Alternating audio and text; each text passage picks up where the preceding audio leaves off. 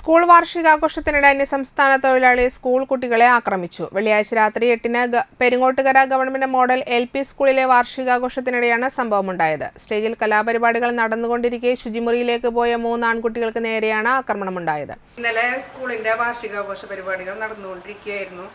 രാത്രി ഏകദേശം 8 മണിയോട് അടുപ്പിച്ച് കുട്ടികൾ ടോയ്ലറ്റിൽ പോകുമായിരുന്നു. 2-3 ആൺകുട്ടികളാണ്. ടോയ്ലറ്റിൽ പോകുന്ന സമയത്ത് അവിടെ മതിൽ ചാടി വന്ന് ടോയ്ലറ്റിന്റെ ബാക്കിൽ ഒരാൾ ഒളിച്ചു നിൽക്കുകയും നമ്മുടെ കുട്ടികളെ ഉപദ്രവിക്കാൻ ശ്രമിക്കുകയും ചെയ്തു. കൈപിടിച്ച് വലിച്ച് കോളറിൽ പിടിച്ച് വലിച്ച് കുട്ടികളെ വലിച്ചു കൊണ്ടുപോകാൻ ശ്രമിച്ചു. അതുപോലെ വയറിൽ പിടിച്ച് അമർത്തുകയും കാലിൽ ചവിട്ടുക അങ്ങനെ ഉപദ്രവിക്കുകയൊക്കെ ചെയ്തു.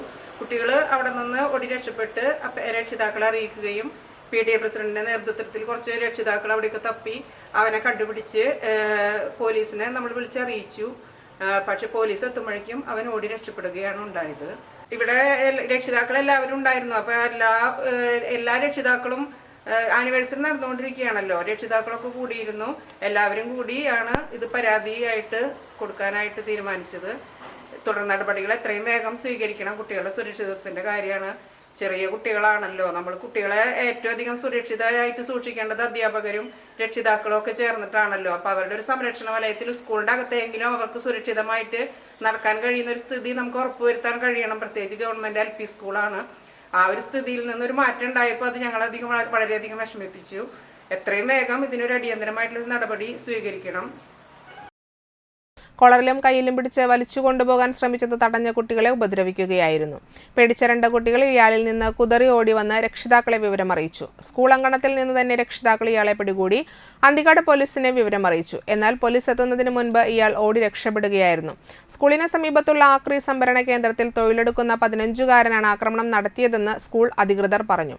സ്കൂളിലെ നിർമ്മാണ സാമഗ്രികളും കളിയോപകരണങ്ങളും പതിവായി മോഷണം പോകുന്നുണ്ട്. സ്കൂളിലേക്ക് അതിക്രമിച്ചു കയറി ശുചിമുറികൾ വൃത്തികേടാക്കുന്നുണ്ടെന്നും സാമഗ്രികൾ നശിപ്പിക്കുന്നുണ്ടെന്നും പ്രധാനാധ്യാപിക KG ബിന്ദു അറിയിച്ചു. സ്കൂളിൽ കുറച്ച് നാളായിട്ട് ഇപ്പൊ നിർമ്മാണ പ്രവർത്തനങ്ങളൊക്കെ നടന്നു വരുന്നുണ്ട്.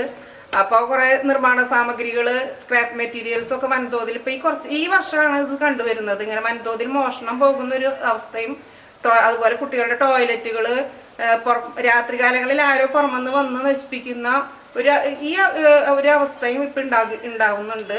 ഈ വർഷമാണ് ഇത്. ഇത്രയും കാലം ഇവിടെ ഇങ്ങനെ ഒരു പ്രശ്നം ഇല്ലാത്തൊരു സ്ഥലമായിരുന്നു. ഈ ഒരു വർഷമാണ് ഇപ്പൊ ഇങ്ങനെ കൂടുതലായിട്ട് വന്നു തുടങ്ങിയത്.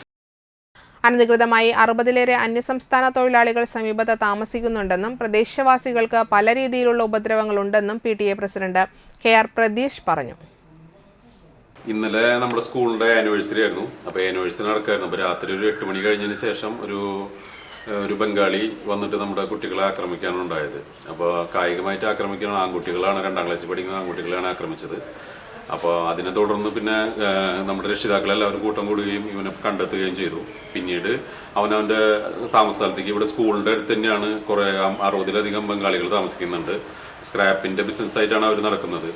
അവരെ കൊണ്ട് ഇപ്പോൾ നാട്ടുകാർക്കും വളരെ ഉപദ്രവമാണ്. എല്ലായിടത്തും കളവ് വളരെയധികം നടക്കുന്നുണ്ട്. ഇപ്പോൾ സ്കൂളിലെ സാമഗ്രികൾ കണ്ടമാനം അവർ മോഷ്ടിച്ചു കൊണ്ടുപോയിട്ടുണ്ട്. ഇവിടെ കണ്ടമാനം നമ്മൾ ഇവിടേക്ക് ഉണ്ടാക്കാൻ വേണ്ടിയുള്ള കുരങ്ങൻ്റെ രൂപമൊക്കെ ഉണ്ടാക്കിയിട്ടുണ്ടായിരുന്നു. അതുമാതിരി കുറേ സാധനങ്ങൾ ഉണ്ടാക്കി വെച്ചതൊക്കെ അവർ മോഷ്ടിച്ചു കൊണ്ടുപോയി. പിന്നെ ഗേറ്റിൻ്റെ സാധനങ്ങളൊക്കെ അവർ മോഷ്ടിച്ചിട്ടുണ്ടായിരുന്നു. പിന്നെ അപ്പുറത്ത് വേറെ സ്ക്രാപ്പൊക്കെ കണ്ടമാനം കിടന്നിരുന്നു. അതൊക്കെ മോഷ്ടിച്ചു കൊണ്ടുപോയി. പിന്നെ ടീച്ചർ മൊബൈൽ ഫോൺ ഇവിടെ നിന്ന് ഒരു ദിവസം കളവ് പോയിട്ടുണ്ടായിരുന്നു. അതിൻ്റെ പരാതി നമ്മൾ പോലീസ് സ്റ്റേഷനിൽ കൊടുത്തിട്ടുണ്ടായിരുന്നു, മൊബൈൽ ഫോൺ പോയതിൻ്റെ.